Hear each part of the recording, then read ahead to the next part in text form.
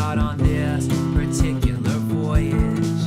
She'd gotten a job on the ship 'cause a friend of the captain's kid tasted her porridge. And now Sara O'Malley resides in the galley. She cooks there from dawn until night.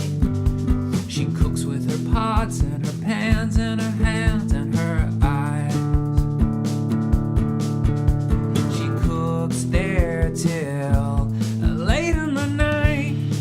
Oh, she dreams of herself and her life.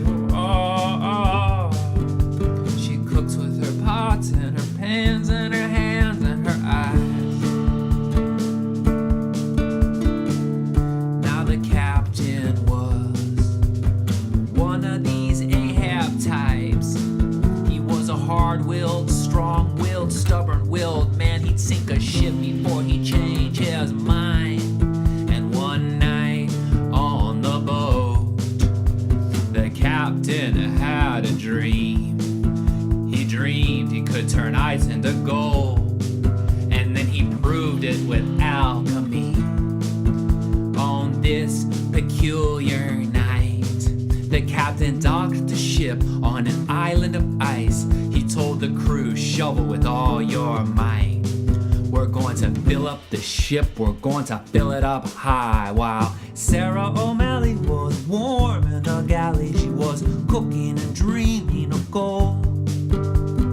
What would she buy with her share, and would she ever get diamonds and dye for her hair, and would she ever get home? Standing there and dreaming of a man. I hope he will marry me, carry me just like the captain. That would be grand.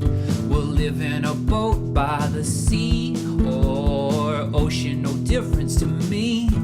What a nice boat my boat will be.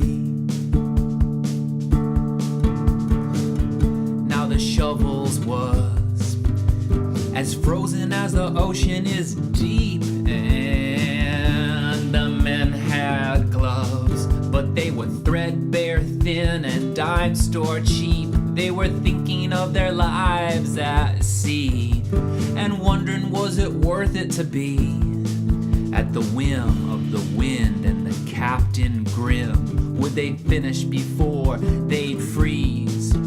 As the men they worked, the captain barked for more speed, more speed.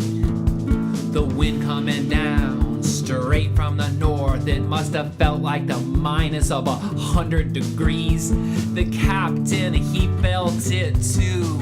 It was like the blood in his hands was turning to glue. But they all have coats, they all have boots. They'll finish the job like I told them to. The captain was the first to freeze. He was hit by a frostbitten leprosy. His hands fell off and down like a pair of old gloves that he tossed on the ground. Sara heard yelling, she rushed up from the galley. Flush-faced a girl, shovels in hands, and the men were detached from their world. Sara stood straight and composed, oh, staring through the steam that poured off of her cloak. She said, kiss your crosses, I gotta get you to the boat. Cut your losses or everything will be frozen. I'm sorry it happened. Don't you know things happen? It's awful it happened, but we gotta go.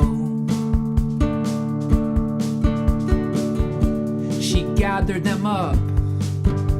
They shouldered the ship from the ice. And if that weren't enough, she fed them food, she spooned them soup, she sang them tunes at night. And then the wind blew the sails to full with icy gales intentional. The ship, it creaked and swayed. Sara held onto the wheel, felt her hands in the waves. Sara was frightened, she felt like Poseidon was dragging it down to the floor. Hold the wheel, Sara, it's just a storm.